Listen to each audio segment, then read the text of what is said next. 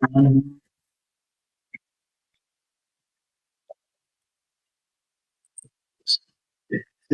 we are. All right.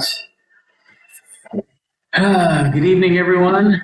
Today is Monday, June 8th, 2026. The time is now 5:30 p.m. The Mid-Rogue Fire District Board of Directors will call this meeting to order. If you would do the roll call, please. You want me to do the full roll? Yes, please. Okay. Director McGowan? Excused. Director Benetti? Present. Director Weibling? Excused. Director Ownby? Here. And Director Jones? Here. We do have a quorum. All right, and present staff, or staff present is our Executive Director, Phil Turnbull, and our Administrative Assistant, Cassie Austin. Thank you both for joining us this evening. And stand for the Pledge of Allegiance. I pledge allegiance to the flag of the United States of America and to the republic for which it stands, one nation, under God, indivisible, with liberty and justice for all. Thank you. All right. Item 2 is approval of the agenda. I do have one thing to change, and it's partially my fault for sending the wrong title, but item D under old business, resolution number 2026-10 or 010, adopting the Mid-Rogue Fire District Employee Vehicle Use Agreement instead of driving policy. So that's the only thing that needs to be changed on that. It's Employee Vehicle Use Agreement. Okay. Other than that, actually the other item was item B, and matter of adopting board policy number 3. What did I have? That was in my other notes. Oh, at the end where it says Fire District Board duties and responsibility policy amendment number 3, that should be policy 2025-001, because that is the amendment number 3 to that policy. If that makes sense. Good. Okay. So those are the only 2 changes I saw. Make a motion where you accept the agenda with the modifications made. Okay. I have a first. And a second. Awesome. Any further discussion? Take the roll, please. Director McGowan? Excused. Director Benetti? Yes. Director Weibling? Excused. Director Ownby? Yes. And Director Jones? Yes. Motion carried 3-0. Okay, approval of the minutes. Review and approval of the minutes. Everybody got a chance to look at those? Yep. And did we see anything that I did not see was any. out of the ordinary? I was confused at the end of the minutes where it talks about the open discussion. I'm not sure if that was from the meeting prior or last meeting. I have it in front of me too. What section you talking about, Vinny? I think it was where I'd mentioned about concerns of opening a second bank account. And I wasn't sure if that was this last meeting we just had where I was in person. Yeah. Or the meeting prior. It was our last meeting. Okay. Yeah, we were discussing the banking issue during the last meeting, which will. Okay. Pending no modification, I'll make a motion that we accept the minutes from the board meeting dated May 27th, 2026 as they are. Second. Motion and second. Any further discussion? All right, hearing none, take the roll, please. Director McGowan, Excused? Director Benetti, Yes. Director Weidling, Excused? Director Ownby, Yes. and Director Jones. Yes. Motion carries 3-0. Okay, moving into item 4, Secretary and Treasurer report. So with the Secretary and Treasurer report, I will start off with Director Weidling will be taking some time off. He asked that he could be excused through the rest of this month and possibly the first half of next month as well. So he will be sending me the reports. And so what we have for Evergreen checking, the balance is $255,598.94. Evergreen savings, $255.02. The LGIP account is now at $1,261,616.95. It is up $1,308.08 for the interest for May for the 10 days it was in there. Wow. Dang. We like that. Yes. That's an interest-bearing account. Yes. Where it should be.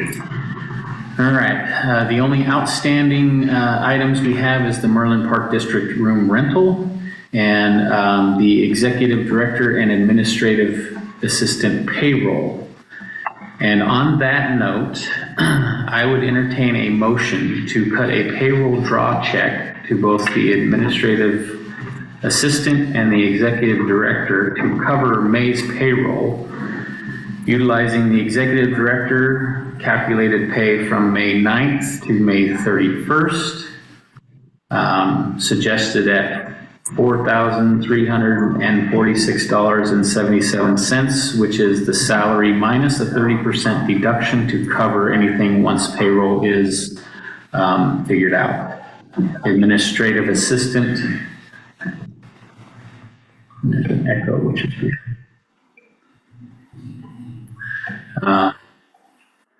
Suggested $533.75, which is hourly rate with a 30% deduction to cover payroll deductions once we get that set up. These are just draws, which in talking to the payroll company who may be doing our payroll, it would be the perfect way to do it. So I would entertain a motion to go ahead and do that. Make a motion, we go ahead and cut checks, manual checks for a draw for the 2 employees for the amount stated. For May's payroll. May payroll, okay. Okay. Seconded. All right. I have a motion and a second to cut payroll draw checks to cover May payroll. And any further discussion? Hearing none, would you take the roll, please? Director McGowan, Excused? Director Benetti, Yes. Director Weidling, Excused? Director Ownby, Yes. and Director Jones. Yes. Motion carries 3-0. Okay. Take care of that. And P card information. So I would like to, after looking in through everything for the P cards, Ralph did a lot of research on it as well. The ramp concept or company seems to be the best option. It is a free membership for the level that we need, and we can get unlimited P cards through them. So providing that we meet all their qualifications, I would like, without objection, well, let's go ahead and do a motion on this. Let's do a motion to go ahead and move forward with creating the ramp account and obtaining the P cards. I make that motion that we move forward with setting up the ramp account and obtaining the necessary P cards. Okay. Now I make a motion and a second. Any further discussion? Is this the one that Jay mentioned last week or 2 weeks ago? Yeah, Yes. okay, great, yeah. Nope, no other questions. Yeah, they offer a lot of different features, but for what we would need, the free account would work perfect. Lights. All right, so if you would take the roll, please. Director McGowan, Excused? Director Benetti? Yes. Director Whiteley? Excused? Director Ownby? Yes. And Director Jones? Yes. Motion carries 3-0. Okay. All right, so moving out of the secretary and treasurer,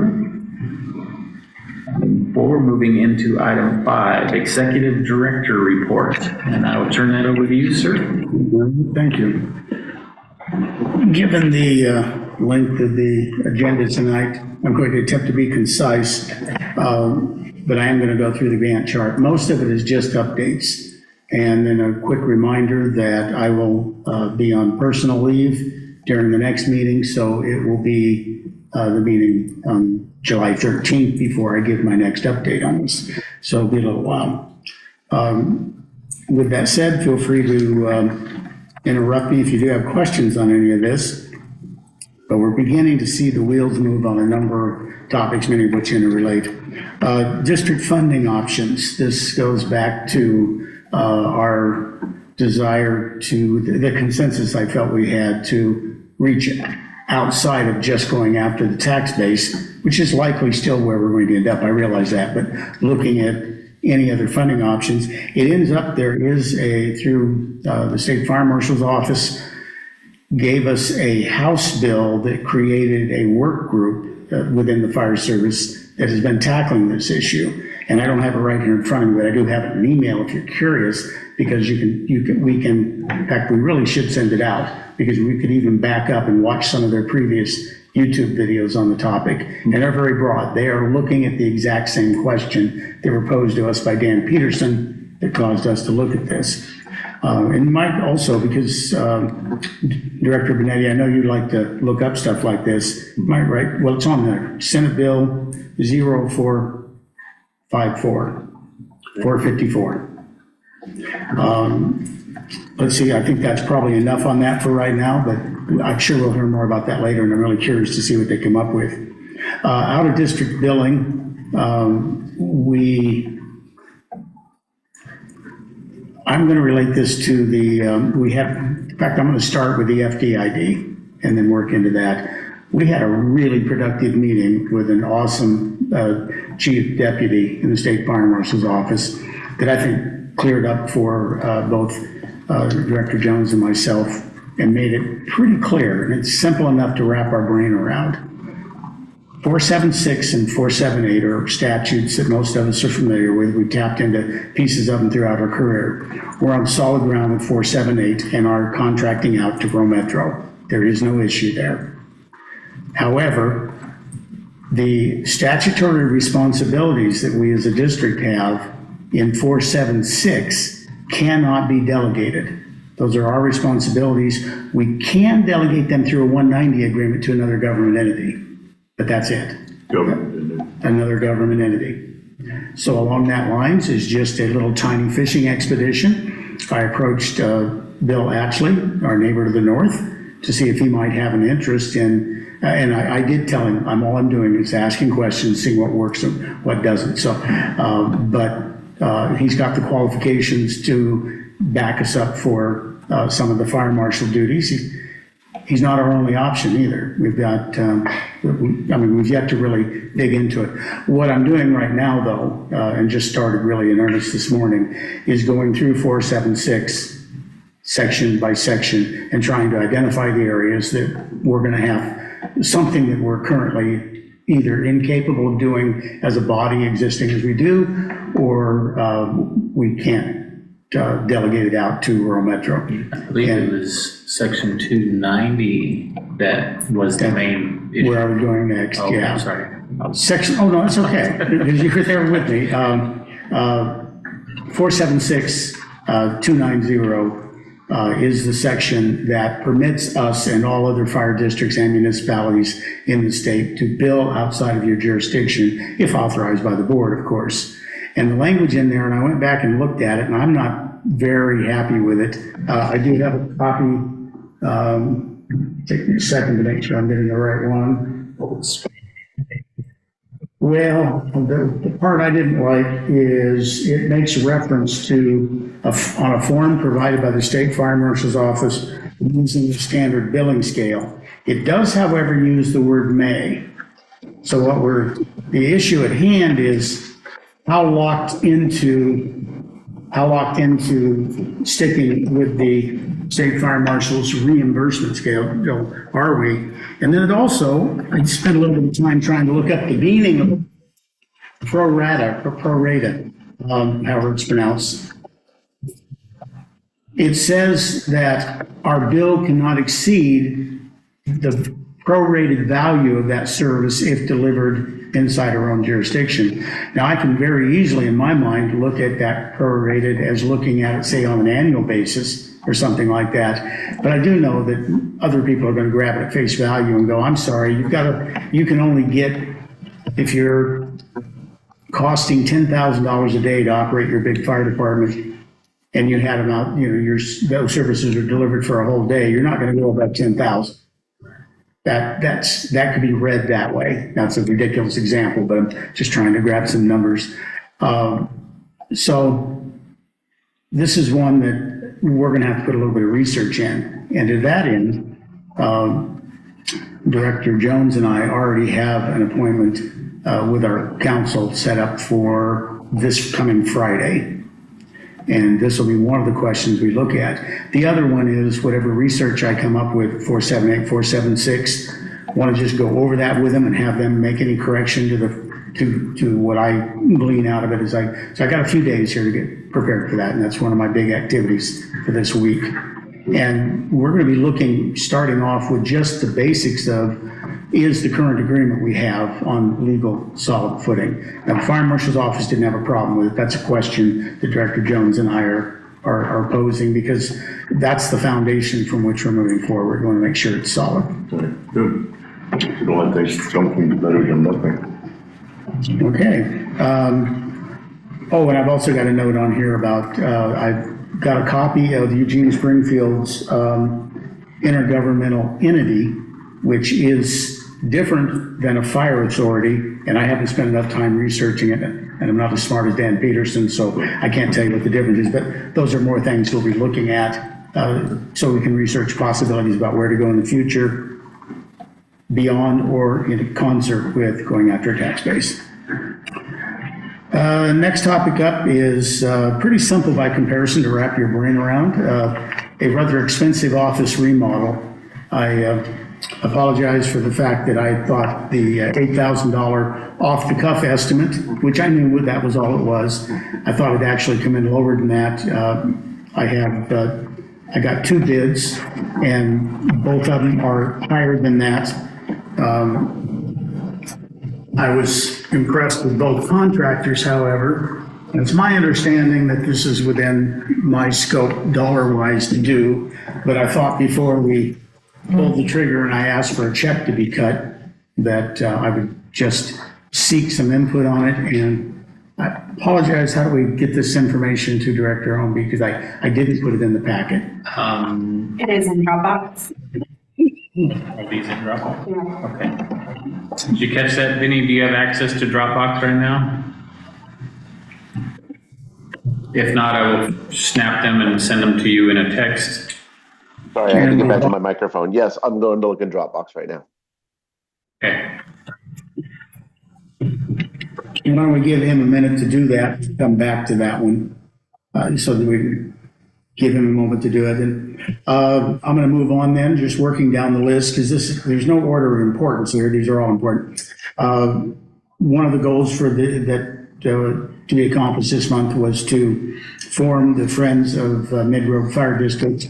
And I took the liberty, having had some experience with other nonprofits, of just utilizing a service that I'm familiar with. I paid the base fee out of my own pocket as a donation to get this started. There are, however, some fees that go with the filing that I think are appropriate for me to seek reimbursement on at a later point. I'm not in a hurry for it, but nonetheless, where I'm going with this is we are filed, we have our EIN, we are registered with the state of Oregon, and we exist. I chose to do that because as an opening move, rather than trying to organize and gather people together and then get a large conversation going on, should we do this? having done this before, there's quite a bit of flexibility in the fact that we have not adopted the specific language of the bylaws yet. So thought the next step within the next probably 6 to 8 weeks would be to gather together a core group and have them go over a template of the bylaws as a starting point, which is what we have provided by that service. Very, very generic, and just fill in any blanks they want. However, the generic one was good enough to be used for our filing. We're just allowed to amend it, and that'll give us the new ground rules going forward. But we do exist, and I think that as we move forward, that's going to be a real nice vehicle for us to have to lean on for part of our public face. 501(c) Friends of Mid-Road Fire District. That is its name. Was that did you draft that, or did you get one from like Ivy Fire, or their, from another agency? That's the part that we'll do at the organizational meeting. The only thing I had to do, and I wrote in there that you had to identify the purpose, and I identified the purpose as specifically supporting this body. Right. And I covered logistically, staffing-wise, fundraising, vehicle and equipment maintenance, field services in support of the fire district. Public education. And that I did steal offline. I mean, I got a hope on writing it, but it's pretty basic, but looked thorough enough to me to cover all the stuff that you would think of a normal friends group doing. Or I'm old enough, that used to be the auxiliaries, but that's an old-fashioned term. We're not limited to that scope anyhow, I think, with the body. I mean, they can do stuff outside of that. Where we are limited is when it comes to the political agenda. There are some rules for 501 that apply to all 501c3s that don't apply to PACs, which is the reason we discussed last week that we're going to do both. Separate PAC would be required. Right, because they are limited on their political involvement. However, they can go full guns on our public education portion. Which is huge. Yeah. Okay, public relations firm. I've met with United Strategies and Consulting Group. I was referred by Colleen Martin. And that question I had where I was a little wishy-washy about whether we even wanted to look at this, haven't changed my mind. That I don't think there's anything that we get out of them that we couldn't do ourselves. However, it's just like hiring a good contractor. I can put up drywall, but do you want it to stay up? And, what do you want the quality of work to do? I was impressed with this group. Now, haven't gotten a hold of Loomis yet, which is the one that you advised to look at.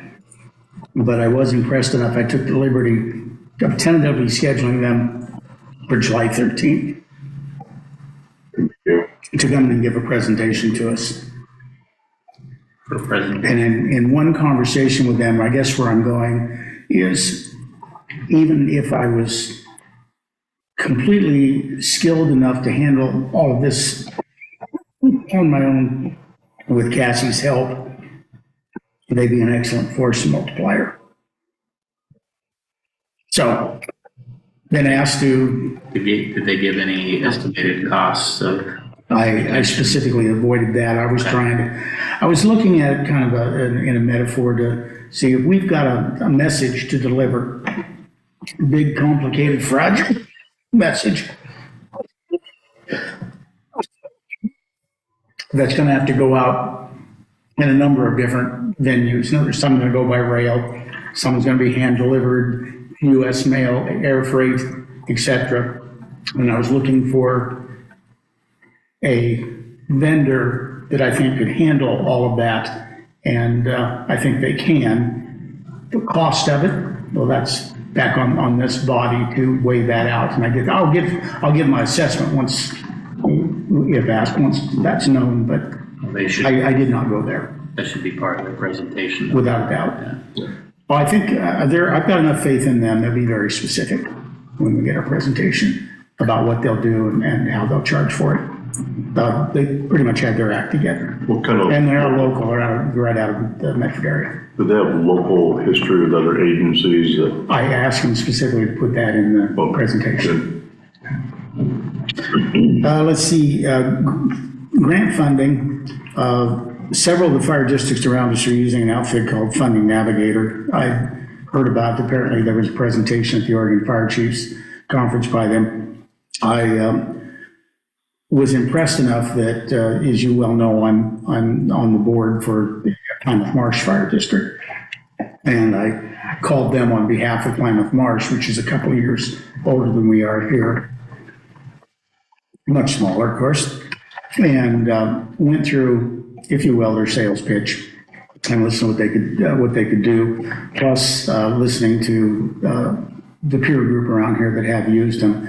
And I'm pretty impressed with them. I'm not pulling the trigger this year for either Plymouth Marsh, nor do I recommend we do this year. And part of that is really, we're just 10 minutes too late to the party in that the end of next week is the window that closes for the big three that I covered before.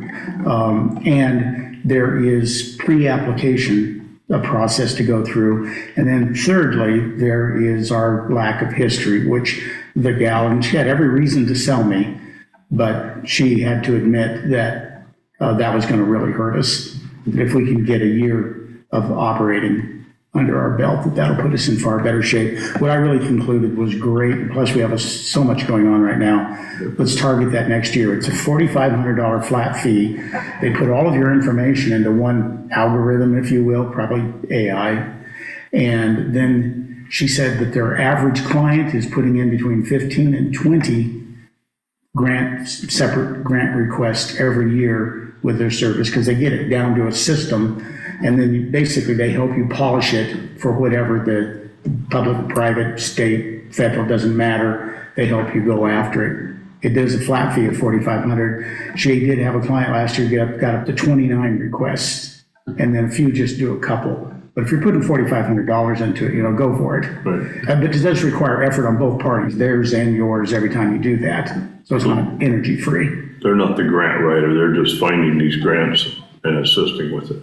I think that'd be the way to look at it. Although they will help with the write-up, but really you provide all the information to get them started. I'll learn a little more on it. We've got a year, but I was pretty impressed with them nonetheless. And I think it'd be something to consider for next year. FDID apply for most of those grants. Right.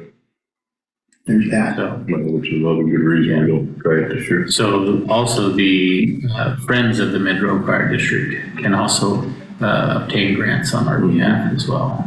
And since they're a nonprofit, they have a better chance of getting some of those non-fire department related grants that would be able to assist us. And we may learn enough in the whole process to where we wouldn't need to duplicate the $4,500 per, meaning we could help the Friends with theirs once we learn the process. So we've got a little while on that, probably not waiting clear until we're up against the deadline. So it'll be less than a year from now. I'll put this back on the agenda and we'll revisit it with more information provided at that time. Some will come out towards the fall also.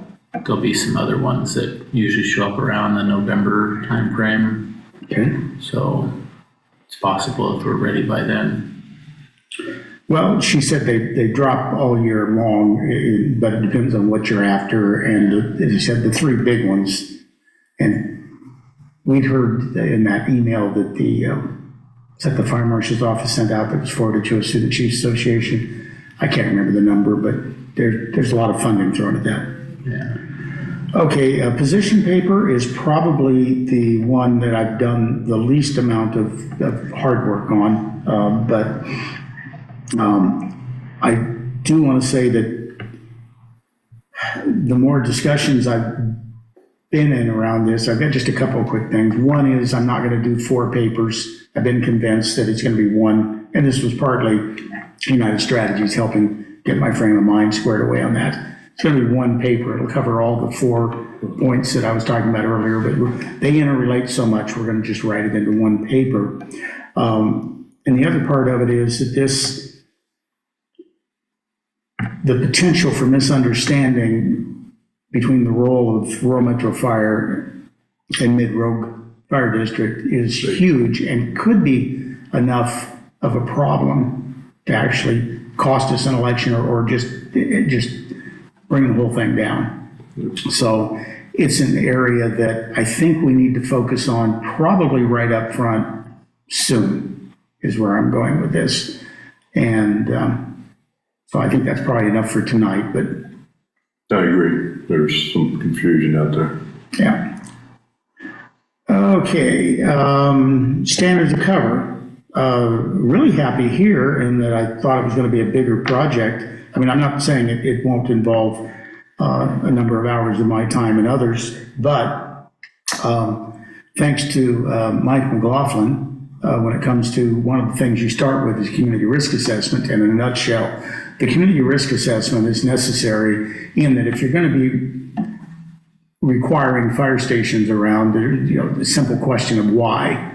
And so it's part of a document that justifies what you're asking the taxpayers to pay for, whether it's done through a vendor or you hire staff and build your own fire stations. It's the background against which all of that is built and the reason for it. And in our case, we're going to need something more robust than the community might otherwise need based on our wildland hazard. It's that simple. And that's what relates those two together.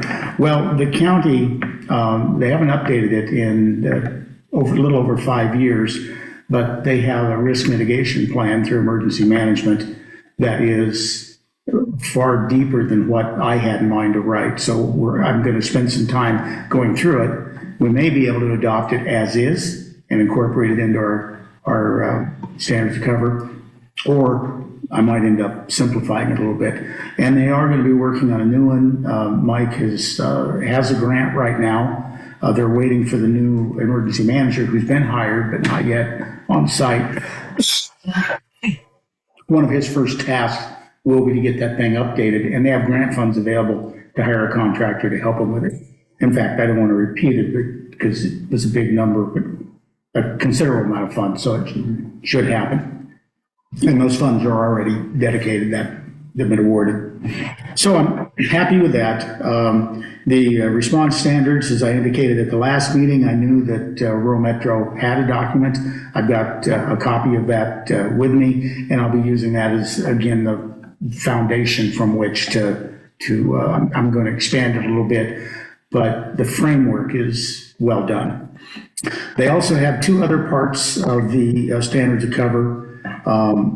There are two other parts, rather, and one of them, Rural Metro has, thanks to Austin Prince, they call it their career path document, but in terms of standards and qualifications that we want to see them operate under, I don't think you could do much better than this. This is going to be something I believe we can adopt moving forward. Just really, really well done. Now, the general requirements, I think we'll be able to use what the Rogue Valley Fire Chiefs have already adopted as a baseline for insurance. Are they a registered business, legally doing business in the state of Oregon, all of that stuff is already done. And actually, that's already been incorporated into the existing agreement we have with Rogue Metro. So there'll be that. Equipment and apparatus and equipment standards, that one I've yet to tackle, and Rural Metro doesn't have anything equivalent to what I have in mind. So that'll be within the next few months. We'll need to develop something there. I'll wrap up with stakeholder meetings. They're going well. I have all of them except the one with Sheriff Daniels, but I did meet with Kelsey Easter in his office once already. I haven't met with him yet. And also, the last meeting in July, I would like to invite Mike McLaughlin to give a presentation on what's going on with the Firewise community, and specifically the grants that are currently in play for defensible space. I've been surprised at the amount of attention that the few people that do know us. Several parties have reached out wanting information on this. So we need to coordinate with Mike, make sure we're unifying our message. And I think what I'll do, just because of the length of time between now and the next meeting, I'm going to go ahead and put out a memo on this summarizing what Mike has told me. And I've got a conversation pending with ODF as well to make sure that If I'm going to send out a memo talking about this subject, I want to cover whatever they have to cover as well. And that concludes my report unless there's questions. They actually hired the second Firewise coordinator. Not that I know of. Somebody here pretty well. Yeah, I don't think they No, have. they hired a like part-time assistant, but they don't, They're not gonna put a second one on. not that I know of. There was two originally, and then that second position got cut, so Yeah. they'll come. I'll save the soapbox for later, but I'm a big believer in fire prevention, and I really like what Mike's doing. He's going to be a good partner. Before you're done, did you want to go over the bid since I said I was going to come back to it. we had a chance to look at it? Thank you for reminding. Yes, as I said, I understand from looking at the policies that this was within my authority. However, that's just a bigger number than I'm used to having. I'd like some wisdom on this before we move forward. With that said, I would like to do it. I read both of them pretty thoroughly while you were doing your presentation. They're very close, and when you're talking construction, they're the same. I don't even see the money difference in their bids. But what I would do is I would really lean back on your shoulders, being you've met with each one, is to see which one you're comfortable with working on and bringing the office up to the standard that we're looking for. I don't want to be the board that says cheapest is best. I want to rely on you as our leader and just saying this is who I felt would do the best job, regardless of their price, because I do see them both as equal in that outcome. Appreciate that. Thank you. I do notice that Bulletproof Construction has their license number on the estimate, and the other one doesn't have, which I'm sure they're probably both licensed and bonded, but that would be. Having used Arlen before, last I knew, he's operating under his brother's license in partnership with him.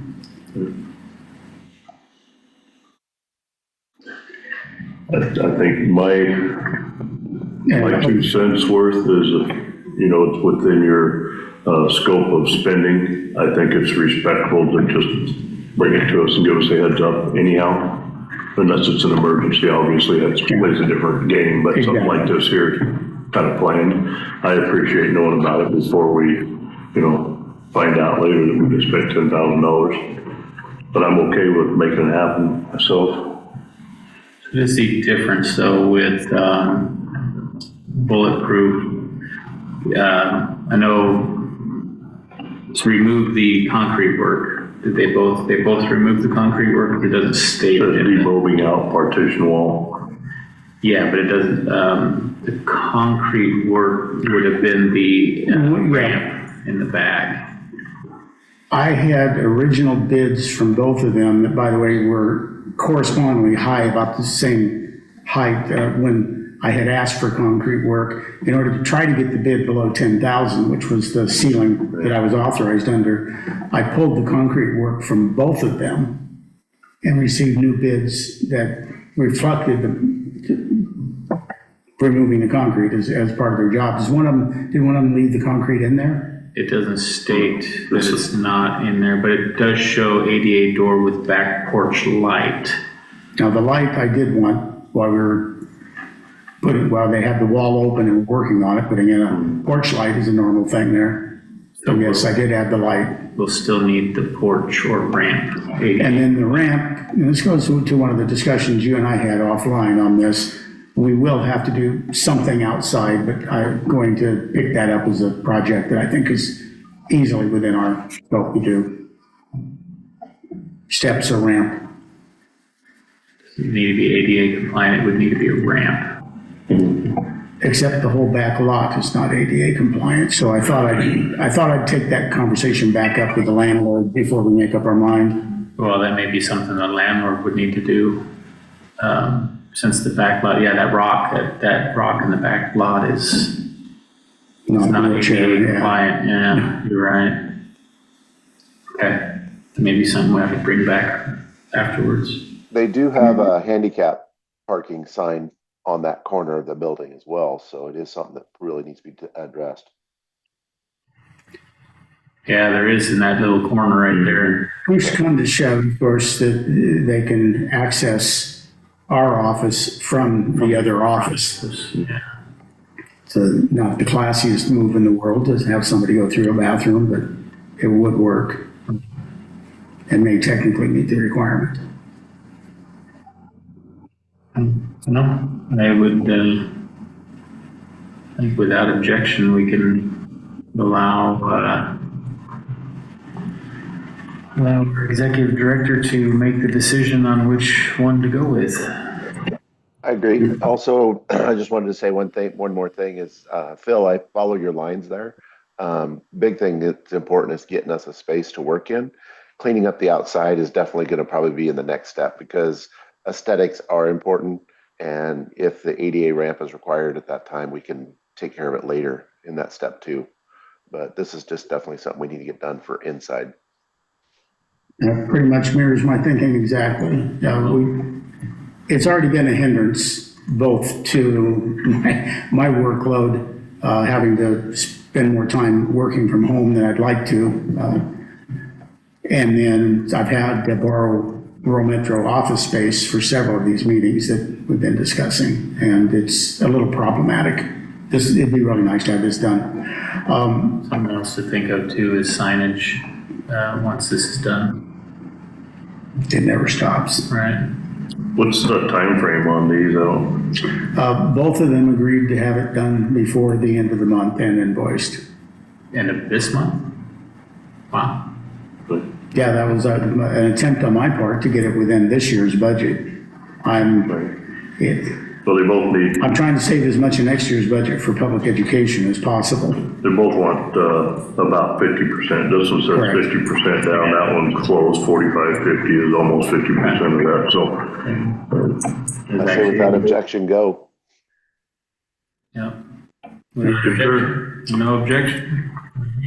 make it happen. Move forward with which one you feel the most comfortable with.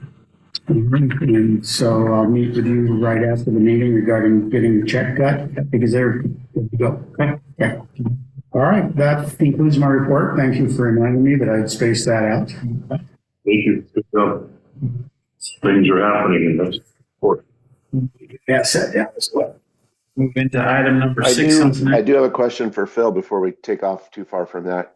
Last week you were going to email us the updated Gantt chart. Did that get put in the Dropbox or email? I believe it is. It's in the packet. packet from today, Benny. Okay, Well, 'cause I opened it on my phone, but there was a couple blank pages that weren't really showing up, so that's why I was asking. Well, they probably didn't load in because of the chart, but they're in there. Okay, It would be nice to have just a separate sheet of that if we could. It's not a problem. So separate out the strategic one from June's. Well, this stuff here is not going to change much, but the Gantt chart will. So we really don't need to get all of this, your strategic plan documents unless there's changes to it. Right. Just Gantt charter updates.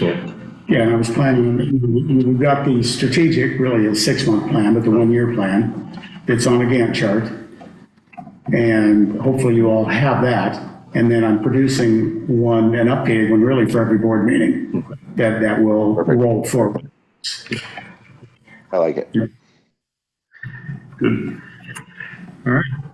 We'll move into item number 6, public comment. Since there is no public here, nor none. Oh, shoot. Somebody waiting in the participants. Oh, well, that's weird. And it shows Benny as the one waiting one. Oh, never mind. Oh. Not waiting room. It's just participants. Okay. Never mind. My bad. It's because it's not on the screen here anymore. It threw me off when I saw that over there. Okay. No public comment, so we'll move into old business. Item 7A, payroll and accounting update. So I spent some time, actually called around to another fire district to find out who they use. They gave me an individual to contact. But then I was able to get a hold of Tammy with what's it called? Affordable. There you go, affordable, with affordable payroll and accounting. And she's very knowledgeable about what we need. She does currently have another fire district that she's doing payroll and everything for. And she gave me a list of items that she will need. I sent her, or gave her the information about the original funds and where they came from, what House bill they were tied to. And so I believe moving forward with her would be our best option. So I think without objection would be fine, since we discussed it moving with her last week. Or should we do a? I think we should do a motion. Do a motion. Services with the ones we already made a motion to do. Okay, did we actually start services with them though? Because that wasn't any of us. We need to terminate that for the record, because we'd already approved it. I don't know the name of that one. There was a group that we approved. It's the same price. So still, if there was a motion approving that, I would unapprove it and then move forward. Yeah, so do we know the name of that? He's not here to tell us. Like, So I would entertain a motion to cancel the payroll company approved prior to tonight and proceed with the new payroll company ran by Tammy Krause. Let's see if I can put that in words. Make a motion that we terminate the prior authorization for the company that was approved, and we proceed with the new company that is owned by Tim Krause, and move forward on it. I'll second that.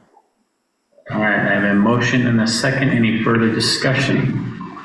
Yes, are they gonna take care of everything, including the PERS? So We set the account up. once there is a PERS account set up in our name, she will be, she can be the administrator of, to make sure that everything is done. There is documents that she needs, which she has sent me an email list of all the documents. I will, however, it still will be required for a social security number from an individual on the board. And since I have already gone through the ID me with the federal government to get our .gov address, it'll be the same thing used for this. So since I already have the ID me, it'll be the same. So I will be that person. One thing we will need to do is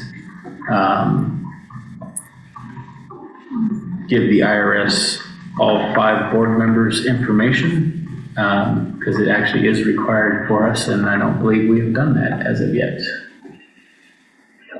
So that was another issue brought up. That's social security number and everything? Yeah, for the IRS. Yeah. That they already have? That they already have, but they just need board member information because we did an in lieu of audit, there was no taxes filed. So, yeah. Do it. So there's a whole list of things that we will need to accomplish before we can actually move forward with payroll. So she said that it would be fine for us to continue doing the draw.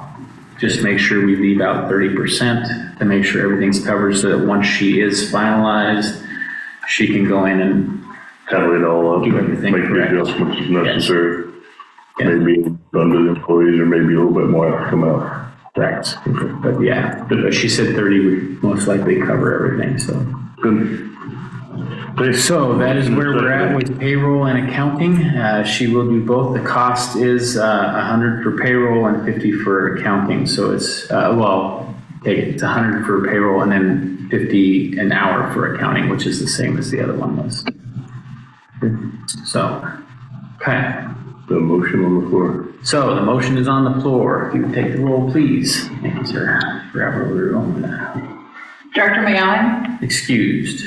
Director Benetti? Yes. Director Weidling? Excused. Director Ownby? Yes. Yeah.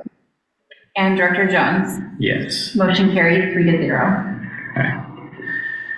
All right, moving out of that into item 7B, resolution number 2026-009 in the matter of adopting the board policy amendment number 3 to the Mid-Road Fire District Board Duties and Responsibilities Policy number 2025-001, which will rescind and replace resolution number 2026-005.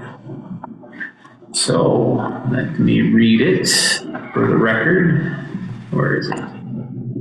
It's right here. All right. Board of Directors Resolution 2026-009, Amendment to Board Duties and Responsibilities Policy number 2025-001, Amendment number 3. A resolution of the Board of Directors of the Mid-Road Fire District.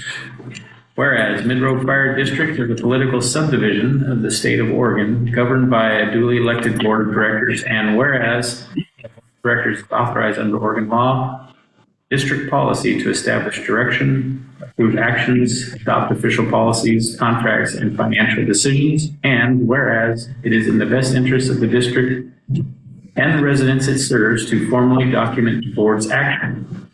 Now therefore be it resolved that the Board of Directors of the Mid-Road Fire District hereby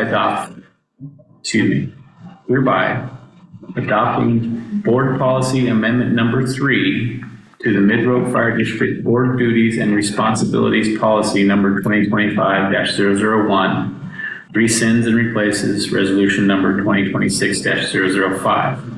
Be it further resolved that this resolution shall take effect on 6/8/2026 and shall remain in effect unless amended or rescinded by the Board of Directors, approved and adopted this 8th day of June 2026. Motion? All right, we didn't entertain a motion. Make a motion that we adopt resolution number 2026-009 in the matter of adopting the board policy amendment number 3 to the Mid-Road Fire District Board Duties and Responsibilities Policy 2025-001, amendment number 3. It rescinds and replaces resolution number 2026-005. Perfect. Second. Second, any further discussion? Can you take the roll, please? Director McGowan? Excused. Director Benetti? Yes. Director Weidling? Excused. Director Ownby? Yes. Yes. Director Jones? Yes. Motion carried 3-0. Yes. Next one will be 2. All right. Moving out of item B into item C, 7C is Mid-Road Fire District Purchasing Cards Update, and we kind of went over that in the Treasurer's Report, and I guess I jumped the gun on that. We should have actually done that motion in this section, so we have that covered. Going to go with ramp, take care of our P cards. So we'll move out of item C and into item D, resolution number 2026-010 in the matter of adopting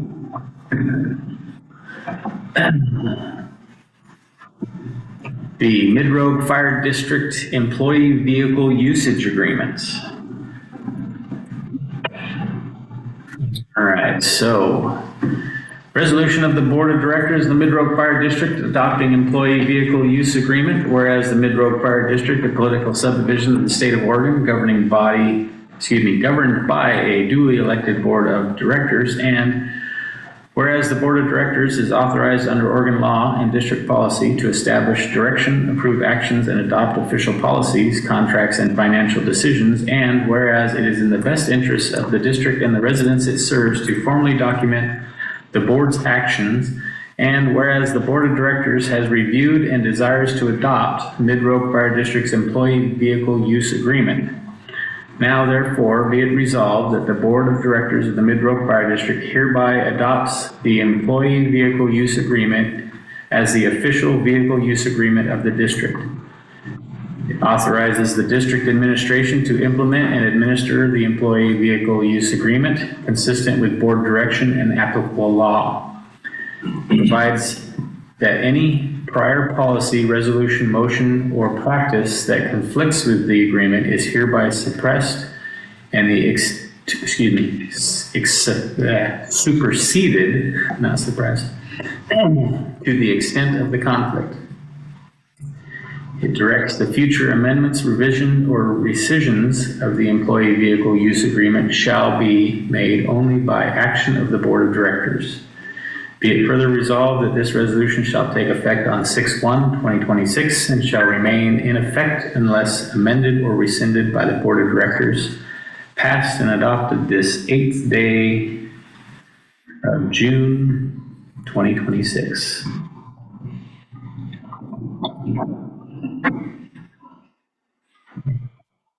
Make a motion that we adopt resolution for the Board of Directors, the Mid-Rogue Fire District, number 2026-010 for the Employee Vehicle Use Agreement. Second. Motion and a second. Any further discussion? Take the roll, please. Allen? Excused. Director Benetti? Yes. Director Weidling? Excused. Director Longby? Yes. Director Jones? Yes. Motion carries 3-0. All right. Moving out of that into new business, we have committee reports. Staffing, is there anything? Okay, and training's not here. Communications, we have none. Policy, do we have anything? No. We're good. And how about prevention? Nothing to report. And vehicle acquisition? Nothing. All right, moving out of item 8 into item 9, additional matters of the board. Open floor for board reports, requests, or comments. Have anything? I will do one. Maybe one. Talk about this now, talk about it later. We'll talk about it later, never mind. I'll wait, it's not important. So, nothing else? I would, without objection, I would like to adjourn this meeting. Hearing no objection, I will adjourn this meeting. I will adjourn this meeting at 6:27 p.m. All right, you all have a great evening. Stop.